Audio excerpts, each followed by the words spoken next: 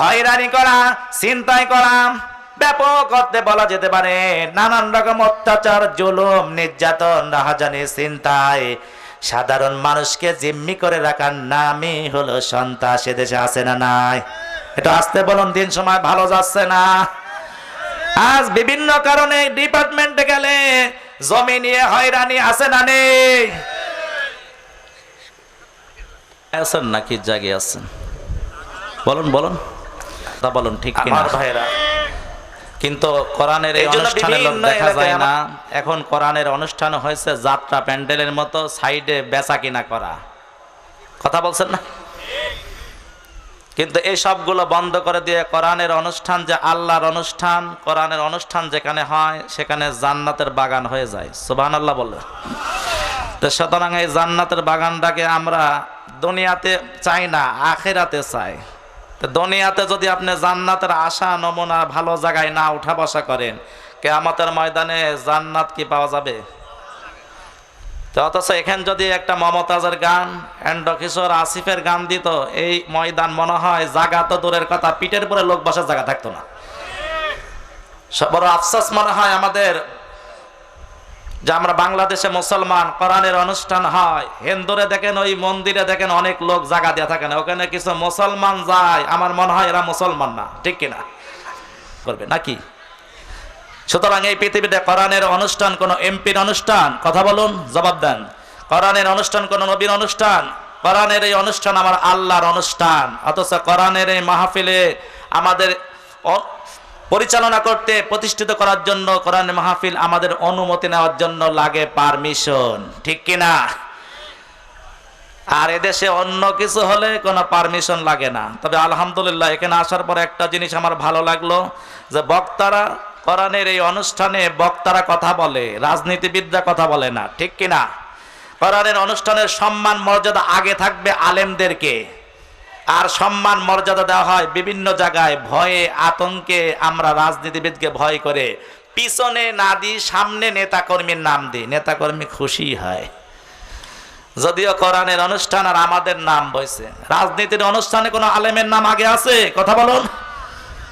তাহলে আমরা এত বেকুব কেন? ওরা তো জানে না, ওদের অন্তত বুঝ দেওয়া লাগবে আমাদেরকে। আমাদের এই তাসির ওয়াজ করে কোনো কাজে আসবে না যদি ওদের নাম আগে থাকে আর আলেমদের নাম পিছনে থাকে।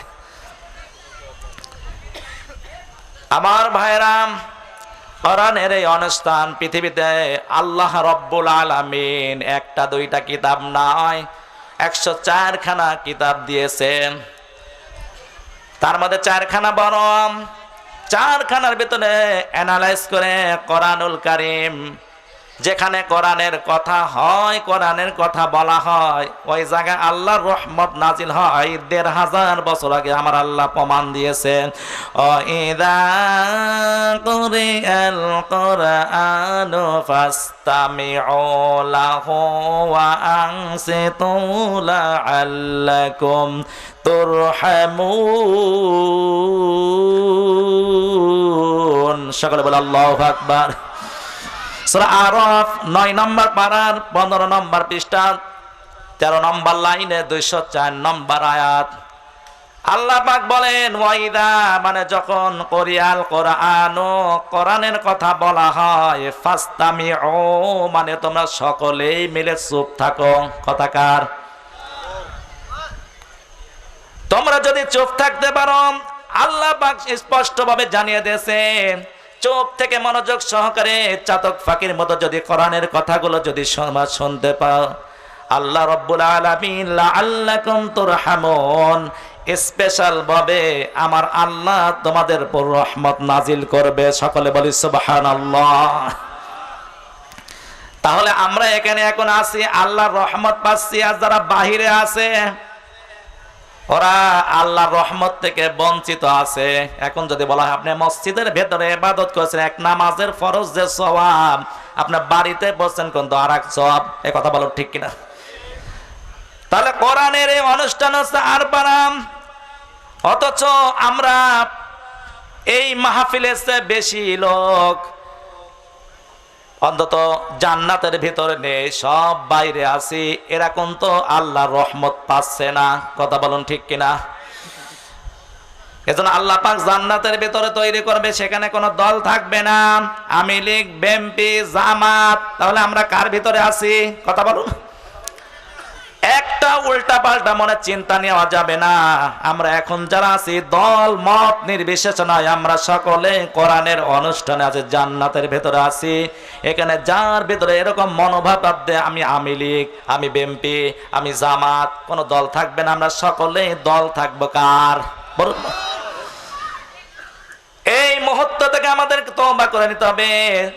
এই মাহফিল থেকে আমরা তওবা করি, যতদিন বাঁচবো আমাদের দল থাকবে একটাই, সেটাও আল্লাহর দল। এমন দল করব না যে দল আমাদেরকে জাহান্নামে নিয়ে যাবে।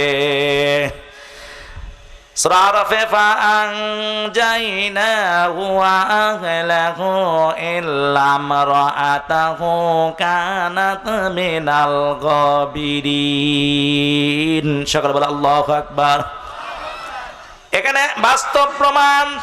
লূত আলাইহিস সালামের স্ত্রী, ফেরেশতা আল্লাহ দুইজন পাঠিয়ে দিলেন। আসর নামাজ পড়ে বললেন, হে নবী, আমি আপনার কম সম্প্রদায় সকলকে নিয়ে আপনি চলে যান, কিন্তু আপনার স্ত্রীকে নিয়ে যাবেন না, আপনি পেছন দিকেও তাকাবেন না। সঙ্গে সঙ্গে জানিয়ে দিল নবীর স্ত্রী কেন নেবে না। প্রশ্ন আসতে পারে, নবীর স্ত্রী কি চরিত্রহীনতা ছিল? বলুন। চরিত্র খারাপ ছিল না, চরিত্রহীনতাও ছিল না, কিন্তু একটাই সাপোর্ট ছিল, তলে তলে যত চরিত্রবান আছে এদেরকে সাপোর্ট করার জন্য লূত আলাইহিস সালামের স্ত্রী নবীর স্ত্রী হওয়ার পরে জাহান্নামী। কথা বলুন ঠিক কিনা? আজ বাংলাদেশে যদি আপনি এরকম দল করেন, ওই দলে যদি চরিত্র খারাপ থাকে নেতার, আপনি সাপোর্ট যদি অন্যায় কাজের সাথে জড়িত থাকে, আল্লাহর কসম আপনার নামাজ, রোজা, হজ, পৃথিবীতে কোনো ইবাদত আল্লাহর দরবারে কবুল হবে না। কারণ মারা যাওয়ার পরে তোমাকে প্রশ্ন হবে, মান দীনুকা মান নবিয়্যুকা, তোমাদের রবকে, মান রব্বুকা। বলুন বলুন, তোমার দিনকে ইসলাম, তুমি ইসলামের পরে ছেলে কিনা? অথচ এমন দলকে সাপোর্ট করার কারণে যে দলের কর্মসূচি শুধু খালি অশ্লীল কাজ, খারাপ কাজ। যদি লূত আলাইহিস সালামের স্ত্রীকে আমার আল্লাহ জাহান্নামে দিতে পারে, আপনি আমাকেও যদি এই দলের সাপোর্টের জন্য কোরআনের আয়াতটা অনুসারে আমরা যদি উল্টা পাল্টা চলি, লূত আলাইহিস সালামের স্ত্রীকে আল্লাহ জাহান্নামে দিতে পারে, তাহলে আপনি আমাকে আল্লাহ জান্নাতে দেবে। এজন্য আমার ভাইরা আর পারাবাসী, আজ আলোচনা করছি, একটু আপনি মগজ দিয়ে একটু শুনবেন আর বাস্তবে আমল করবেন। এমন কাজ করা যাবে না, এমন স্লোগান দেওয়া যাবে না যে স্লোগান জান্নাতের ভেতরে নেই। কথা বলুন ঠিক কিনা? এজন্য আল্লাহ রাব্বুল আলামিন বলেন, পৃথিবীতে ওই মানুষগুলোর কথা মনে পড়ে যায়। বাংলাদেশে 21শে ফেব্রুয়ারি স্বাধীনতা দিবস, এগুলো যাদের জন্য এই মাতৃভাষা বাংলা আমরা পেয়েছি, এদের কথা বছরে এই দিনগুলো আসলে আমাদের মনে পড়ে যায়। রফিক, জব্বার, বরকত, আরো অনেক নাম না জানা এই মাতৃভাষার জন্য তারা জীবন দিয়েছে, এদের কথা স্মরণ করে আর আমরা ভালোবাসি। কথা বলুন। তাহলে অন্তত বছরে একটা বার। আর আল্লাহ রাব্বুল আলামিন এই পৃথিবীতে প্রত্যেকটা মানুষের জন্য শুধু খালি সৃষ্টি করেন নাই, এই দেহটাকে বাঁচানোর জন্য, বডিটাকে কন্ট্রোল করার জন্য। আল্লাহর প্রশংসা বান্দারা কেন করবা না? আমি আল্লাহ এই জন্য তোমাদের উপর আয়াত নাযিল করেছি, আলহামদুলিল্লাহিল্লাযী আনজালা আলা আবদিহিল কিতাবা ওয়া লাম ইয়াজআল লাকুম ইওয়াজা। সকলে বলে আল্লাহু আকবার। সূরা কাহফ 15 নম্বর পারার 12 নম্বর পৃষ্ঠার 1 নম্বর লাইনে 1 নম্বর আয়াত। আল্লাহ পাক বলেন, আলহামদুলিল্লাহিল্লাযী, বান্দারা পৃথিবীতে আমার প্রশংসা কেন করবা না? আনজালা মানে আমি নাজিল করেছি, আবদিহি তোমাদের উপরে এই কোরআনুল কারীম নাজিল করেছি। এই ওয়াজা শব্দের অর্থ এটা আমি আল্লাহ তোমাদের জন্য ওপেন করে দিয়েছি। এর মধ্যে কোনো বক্রতা নেই, পরস্পর বিরোধিতা নেই, কোনো জটিলতা নেই। এই কোরআনুল কারীম যারা কথা বলতে চায়, ওপেন হতে চায়, আমার আল্লাহ জানিয়েছে ওদেরকে আমি আল্লাহ অবশ্যই ময়দানে ওপেন করে ছাড়বো, যার প্রমাণ মুফতি আমির হামজা। কথা বলুন ঠিক কিনা? আল্লামা দেলোয়ার হোসেন সাঈদী এরা তাফসীর কারক। পৃথিবীতে যে আলেমগুলো ওপেন হতে চায়, ও আমার আর পারাবাসী, আল্লাহ রব্বুল আলামিন অবশ্যই ওদেরকে এই জমিনে ওপেন করে ছেড়ে দেয়। আর যারা ওপেন হতে চায় না, আল্লাহ ওদেরকে ওপেনও করে না। এজন্য আমার ভাইরা, কোরআনের কথাকে যারা ওপেন হতে চায়, আল্লাহ নিজে গ্যারান্টি ওদেরকে আমি মানুষের মধ্যে এমন ভাবে ওপেন করে দিই, শুধু বাংলাদেশ না গোটা বিশ্ব চিনেছে আল্লামা দেলোয়ার হোসেন সাঈদীকে। কথা বলুন ঠিক কিনা? এবার আমার ভাইয়েরা, পৃথিবীতে বাস্তব করে আয়াতগুলো মিলান। কোরআন পড়তে গিয়ে, প্রচার করতে গিয়ে আপনার কি কি আসতে পারে আল্লাহ এটাও জানিয়ে দিয়েছে, এটা ভয় পাওয়া যাবে না। কিতাবুন উনজিলা ইলাইকা ফালা ইয়াকুন ফি সাদরিকা হারাজুম মিনহু লিতুনযিরা বিহি ওয়া যিকরা লিল মুমিনিন।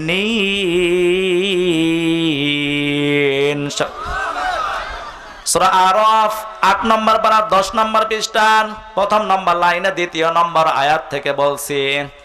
আল্লাহ পাক বলেন কিভাবে তুমি কোরআনটা উপস্থাপনা করবে। এখানে দুই শ্রেণীর মানুষ হবে। কিতাবুন উনজিলা ইলাইকা, রবের পক্ষ থেকে যেটা আমি তোমাকে কিতাবটা দিয়েছি, ফালা ইয়াকুন, কিতাব প্রচারের ব্যাপারে তোমার অন্তরের ভিতরে কোনো সন্দেহ না হয়, সংশয় না হয়, কোনো সংকীর্ণ না আসে। এই কিতাব প্রচার করতে গিয়ে ওদেরই ভালো লাগবে যারা কোরআনকে ভালোবাসে। সুবহানাল্লাহ বলো। কিন্তু কোরআনের কথা কিন্তু সবার ভালো লাগে না। শয়তান চায় না যে মানুষ কোরআনের কথাগুলো শুনুক। সবসময় মানুষকে অন্তরের ভিতরে ফুৎকার দিতে থাকে যেন কোরআনের অনুষ্ঠানে কেউ যেন না যায়। আজ আরপাড়া মাহফিল, এ তো টেস্ট, যেরকম 5টা টেস্ট, সব লোকগুলো যদি মনে করে আজকে কোরআনের কথাগুলো শুনবো, আমার মনে হয় এই জায়গায় তো 3টা টেস্ট করলেও জায়গা দিতে পারবে না। কোরআনের কথা ভালো লাগে না, এই জন্য যিকরা লিল মুমিনিন, কোরআনের কথা ওদের ভালো লাগবে যারা মুমিন ঈমানদার। কথা বলুন ঠিক কিনা? হারাজং শব্দের অর্থ সন্দেহ।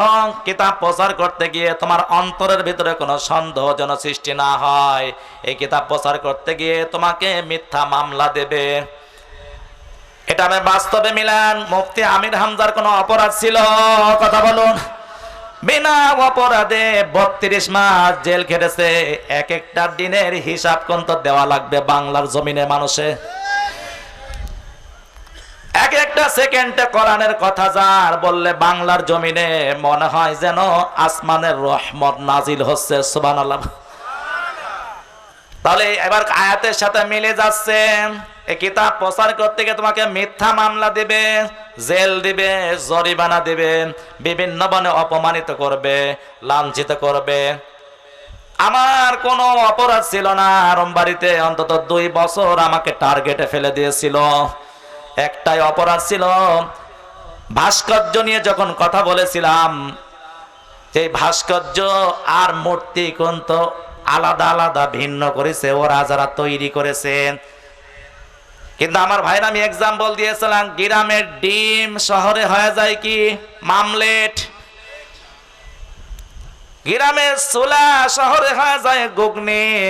কিন্তু দেখার পরে জিনিসটা কিন্তু একই। কোনদিন নাম শোনেন না ঘুগনি কাক কয়, দেখার পরে মনে হচ্ছে তো চুলা তো চুলাই।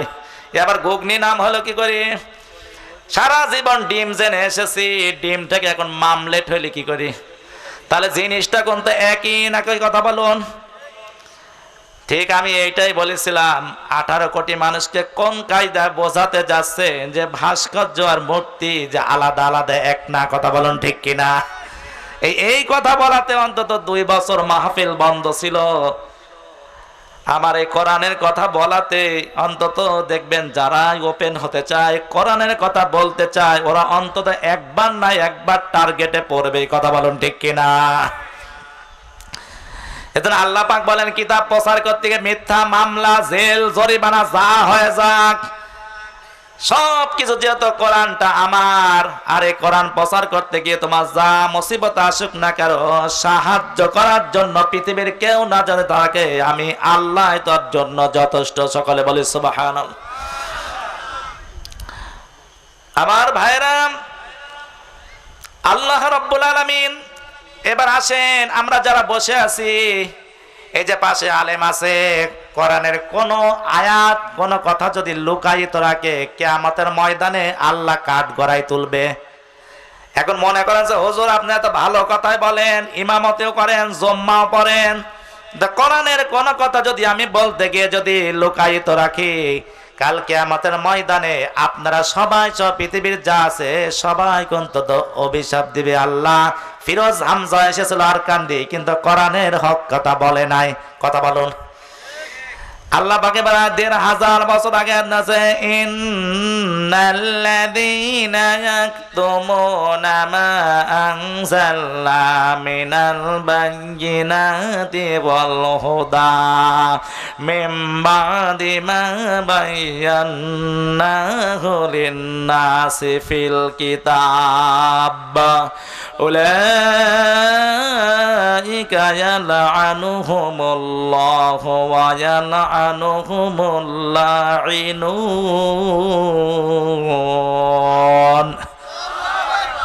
সূরা বাকারা ২ নম্বর পারা ৩ নম্বর পৃষ্ঠার ১৫৯ নম্বর আয়াত। আল্লাহ পাক বলেন, ইন্নাল্লাযীনা, নিশ্চয় অবশ্যই ওইসব উজ্জ্বল নিদর্শন, সেই নিদর্শন হলো কোরআন। টেজের পর কোরআন নেই, কি দেখাবো খাতা? অথচ কোরআনের অনুষ্ঠান, এখানে কোরআন নেই। এখন আমি উষা করে দেখে, হুজুর এটা তো কোরআন না, এটা একটা বই। কিন্তু এখানে ইন্নাল্লাযীনা ইয়াকতুমুনা, ওইসব উজ্জ্বল নিদর্শন যা কোরআনের আয়াত, মা আনজালনা মিনাল বায়্যিনাতি ওয়াল হুদা, যা পৃথিবীর মানুষকে পথ নির্দেশ হিসাবে আমি এই কোরআনটা নাজিল করেছি। কথাকার মিনাল বায়্যিনাতি ওয়াল হুদা মিন বা'দি মা বায়্যানাহু লিন-নাসি ফিল কিতাব।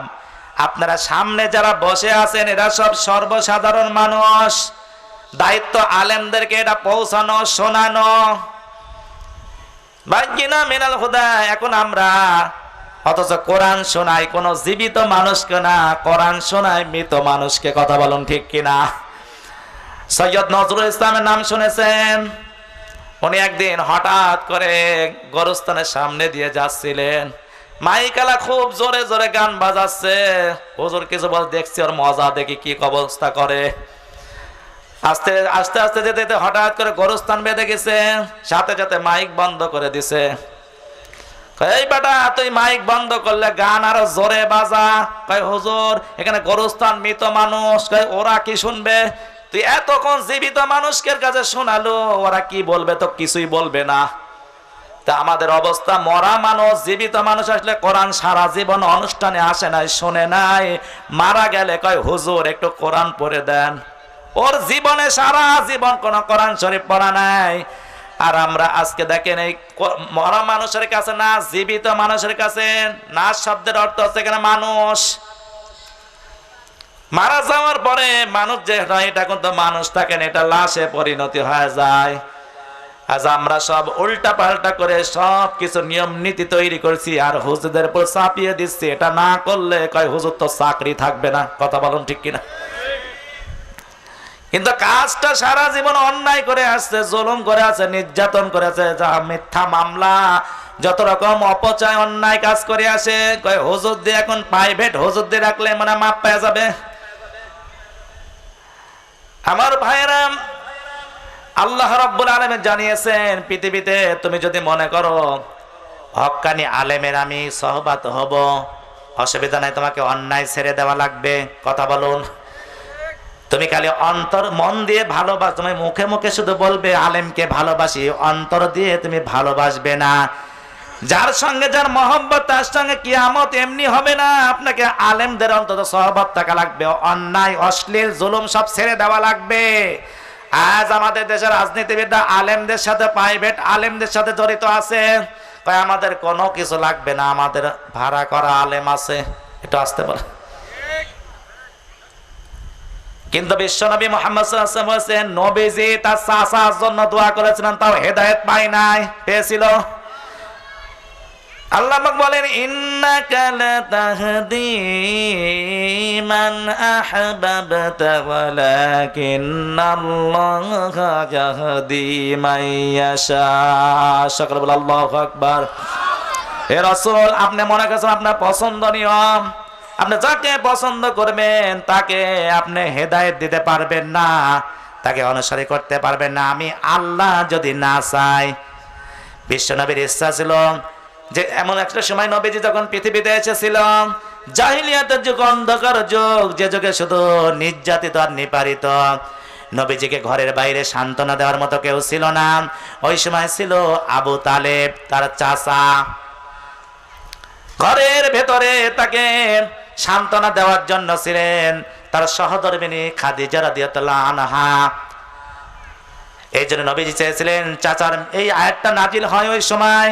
চাচার যখন মৃত্যুর সময়টা ঘনে আসে তখন চিন্তা করে, চাচা যান কানে কানে গিয়ে বলছে, চাচা যান আপনি শুধু তাওহীদের দাওয়াতটা অনুসরণ করার দরকার নাই, আমি রিসালাতের দায়িত্ব আপনার অনুসরণ করার দরকার না, আপনি শুধু তাওহীদের দায়িত্ব অনুসরণ করুন, একবার কালিমা লা ইলাহা ইল্লাল্লাহ।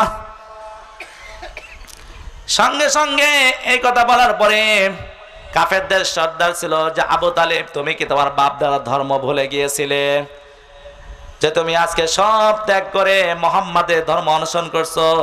সঙ্গে সঙ্গে ঈমান না হারিয়ে মারা গিয়েছিল আবু তালেব। আল্লাহ পাক বলেন, হে রাসূল, আপনাকে পৃথিবীতে পাঠাইছিলাম শুধু দাওয়াত দেওয়া, আহ্বান করার জন্য।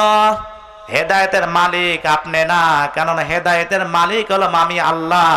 আমি আল্লাহ যদি কাউকে হেদায়েত না দেই, আপনি ভাড়া করা আলেম দিয়ে দোয়া করলেও কাজে আসবে না। কথা বলুন ঠিক কিনা? আজ অনেকে এরকম ধান্দায় আছে, মনে করছে যে আমার তো ভাড়া করা আলেম আছে, দোয়া করলে মাফ হয়ে যাবে। কোন সুবহানাল্লাহ, সুবহানাল্লাহ। কে বললো? আপনাকে ঈমান ইসলামের পর আশা লাগবে।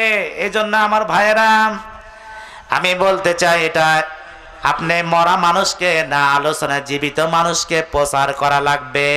কথাকার সর্বসাধারণ মানুষের মধ্যে তুমি কোরআনটা প্রচার করবে, কিছু বলবে আর বলবে না। উলাইকা ইয়ালআনুহুমুল্লাহ, আল্লাহ পাক বলেন তুই লানত, ধ্বংস হয়ে যা। এখানে এক বচন শব্দ, আল্লাহ নিজে বলছে তুই ধ্বংস হয়ে যা। আল্লাহ এ পর্যন্ত শেষ করেন নাই। ওয়াল আনুহুমুল লাইনুন, এটা বহু বচন। আল্লাহ রাব্বুল আলামিন বলে পৃথিবীতে সর্বসাধারণ মানুষ থেকে শুরু করে তুই সত্য হক কথা বলার না কারণে, সবকিছু গোপন লুকায়িত কারণ করে সৃষ্টিকুলের যত জীবজন্তু আছে প্রত্যেককে তোকে ধ্বংস, তুই লানত, ধ্বংস হয়ে যা। তাহলে আমার ভাইরা, আলেমদের মুসিবত আসে না নাই? এই জন্য আমার ভাইরা, আল্লাহ রাব্বুল আলামিন জানিয়েছেন কোরআনের এই কথাগুলো আমাদেরকে কোনো লুকায়িত রাখা যাবে না, প্রকাশ করা যাবে। কোরআনের এই কথাগুলো বলতে গিয়ে নবীজির সময়, ওই সময় দুইটা শ্রেণীর ভাগ হয়েছিল। কয়টা? বিশ্ব নবীর মুখ দিয়ে যখন কোরআনটা শুনতেছিলাম, এমন মুহূর্তের সময় এক শ্রেণীর লোক বলেছিল, আহ কি সুন্দর বাণী। এখন যদি বলি এখানে দুই শ্রেণীর ভাগ, এক শ্রেণীর দেখবেন ওই যে আপনার যাত্রা গান বাজনার আসনে, এক শ্রেণীর দেখবেন দোকানপাটে। কথা বলুন ঠিক কিনা? যারা কোরআন ভালোবাসে তারা কিন্তু চলে এসেছেন। ঠিক নবীজি যখন দাওয়াত দিয়েছিল ওই সময় এক শ্রেণীর লোক কোরআন শোনার পরে, আহ কি সুন্দর বাণী, জীবনে কোনোদিন শুনি নাই। সুবহানাল্লাহ বলে। এইরকম বাণী আমরা জীবনে কোনো শুনি নাই। নিশ্চয় এটা কোনো মানুষের রচিত না, নবীজিরও না, নিশ্চয় এটা আমার ওই রবের বাণী। এটা শোনার পরে তারা ইসলাম ঈমান এনে ইসলামের ভিতরে প্রবেশ করেছিল। সুবহানাল্লাহ বলে। আর এক শ্রেণীর লোক মনে করেছিল, হ্যাঁ ভালোই তো লাগছে, কিন্তু এইটা কোনো মানুষের রচিত না, নবীরও না। এটা ঠিকই বলেছিল, কিন্তু এটা আল্লাহরও না। নাউজুবিল্লাহ মিন যালিক। এটা দ্রব্য বাণী। এর রচিত মহান আল্লাহ রব্বুল আলামিন না। এই জন্য তারা বলেছিল এই কোরআনের ভিতরে যে বিধানটা দেওয়া আছে, চুরি করলে 3 বার হাত কেটে দেওয়া, জেনা করলে গলা পর্যন্ত মাটি পুঁতে অন্তত মেরে ফেলা, এই বিচার আজ আছে। আপনি যে মদ খালে কি গুনাহ, জেনা করলে কি গুনাহ, এই সব কিছু ওদের ভিতরে কাণ্ড কালাপগুলো ছিল। এই জন্য বলেছিল মুহাম্মাদের ওই কিতাবটা যেন জমিনে বাস্তবায়ন যেন না হোক, তাহলে আমরা এখন তো পরিবার থেকে বিচ্ছিন্ন হয়ে যাবে। কথা বলুন ঠিক কিনা? আজ বাংলাদেশের অবস্থা ঠিক এইরকম। কথা বলুন ঠিক কিনা? এক শ্রেণীর মানুষ কোরআনটা প্রতিষ্ঠিত হোক, কোরআনের বাস্তবায়নটা এটা চালু হোক, এটা দিতে চাই না, জন্যই কোরআনের মাহফিলে বাধা। কথা বলুন ঠিক কিনা? এই জন্য আমার ভাইরা, আমাদের বঙ্গবন্ধু শেখ মুজিবুর রহমান একটা ভাষণ দিয়েছিল, রক্ত যখন দিয়েছি আরো রক্ত দেব, তবু এই দেশকে স্বাধীন মুক্ত মাতৃভাষা বাংলা করে ছাড়বো। কথা বলুন ঠিক কিনা? ঠিক এইরকম আজকে আমাদের স্লোগান দেওয়া উচিত, রক্ত যখন দিয়েছি আরো রক্ত দেব, তবু এই বাংলার জমিনে গোটা বিশ্বের ইসলামী কায়েম প্রতিষ্ঠিত করে আমরা ছাড়বো। কথা বলুন ঠিক কিনা? আজ আমরা ৯৬% মুসলমানের দেশে, সব আগা কাটা মুসলমান। আপনাকে ৯৬% মুসলমান আমরা পরিচয় দিই। এদেশে যদি কোরআনের কথা বলতে গিয়ে যদি পারমিশন নেওয়ার আগে, আমার মনে হয় শুধু আগা কাটাই মুসলমান, এরকম মুসলমান হওয়া দরকার। আমার ভাইরা, কোরআনের এই অনুষ্ঠানটা চলবে, এখানে কোন মদের আড্ডা আছে একটু কথা বলুন, কোন জুয়া আছে, কোন অন্যায়, কোন ইফটেজিং, কোন অশ্লীল কাজ না। আমরা চাতক পাখির মতো কোরআনের কথা শুনতে চাচ্ছি, অথচ কিন্তু এই জায়গায় আমাদের পারমিশন নেওয়ার দরকার নেই। দেওয়ার ওই জায়গায়, যেই জায়গায় গান বাজনা হয় ওখানেই ইফটেজিং হয়। কথা বলুন ঠিক কিনা? ওখানে জেনা হয়। আজ বাংলাদেশে বিভিন্ন জায়গায় যত অশ্লীল কাজগুলো আছে, সব জায়গায় দেখবেন শুধু অন্যায় অন্যায় ছড়িয়ে গেছে। কথা বলুন ঠিক কিনা? আমার ভাইয়েরা, আল্লাহ রাব্বুল আলামিন আজকের যে আলোচনার সাবজেক্ট ছিল সন্ত্রাস, জঙ্গিবাদে ইসলাম ব্যবস্থা। কি ব্যবস্থা? আলোচনা যাব নাকি আমার দ্বিতীয় মেহমান চলে আসছে? ওনাকেও যেহেতু সময় দেওয়া লাগবে। হ্যাঁ, প্রিয় হাজিরিন, এই জন্য আজকের আলোচনা হবে সন্ত্রাস, জঙ্গিবাদে ইসলাম ব্যবস্থা। এতক্ষণ শুধু খালি আগাছা কাটলাম। কি কাটলাম? এবার তো কিছু বোনা লাগবে নাকি? আমি যে আয়াত কারিমকে তেলাওয়াত করেছি সূরা নিসার 5 নম্বর পারার 12 নম্বর পৃষ্ঠা 6 নম্বর লাইনে 93 নম্বর আয়াত, যে হাদিস শরীফটি পাঠ করেছি সুনানে তিরমিজি শরীফের হাদিস। আমার ভাইয়েরা, এই আয়াত কারিমে যে হাদিস শরীফে সন্ত্রাস দমনে, সন্ত্রাস নিন্দা যে একটা বর্ণিত, যে হাজারো সমস্যায় জর্জরিত আধুনিক এই পৃথিবীতে সবচেয়ে উল্লেখযোগ্য সমস্যা হলো সন্ত্রাস। কথা বলুন ঠিক কিনা? যতক্ষণ পর্যন্ত সন্ত্রাস দমন করা না যাবে, এই পরিবারে, এই সমাজে, এই ইউনিয়নে, এই জেলায়, গোটা বিশ্বে কোনোদিন শান্তির সম্ভাবনা আশা করা যায় না, যতক্ষণ পর্যন্ত সন্ত্রাস দমন না করা যাবে। কথা বলুন ঠিক কিনা? সন্ত্রাসের সংযম, সন্ত্রাস আরবি শব্দের, ফ্যাসাদ শব্দের সমর্থক শব্দ, যার আবিধানিক অর্থ ত্রাস সৃষ্টি করা। এদেশে আছে না নেই? হয়রানি করা, ছিনতাই করা, ব্যাপক অর্থে বলা যেতে পারে নানান রকম অত্যাচার, জুলুম, নির্যাতন, রাহাজানি, ছিনতাই, সাধারণ মানুষকে জিম্মি করে রাখার নামই হলো সন্ত্রাস। এদেশে আছে না নাই? এটা আসতে বলুন, দিন সময় ভালো যাচ্ছে না। আজ বিভিন্ন কারণে ডিপার্টমেন্টে গেলে জমি নিয়ে হয়রানি আছে না নেই?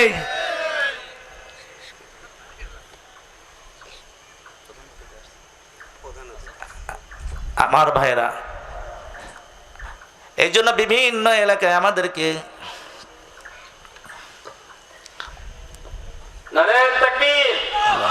এই সকল মানুষদের তাদের এই সহযোগিতার হাতকে আরো সম্প্রসারিত করুন। বিনীতভাবে আবার অভিনন্দন জানাচ্ছি আজকের এই তাফসীরুল কোরআন মাহফিলের প্রধান অতিথি, বিশেষ অতিথি যারাই এসেছেন, এই মঞ্চে বসেছেন। আরপাড়ার যুব সমাজ, এলাকাবাসীর পক্ষ থেকে আজকের এই তাফসীরুল কোরআন মাহফিলের পক্ষ থেকে আন্তরিকভাবে তাদের অভিনন্দন আমাদের মাঝে আসার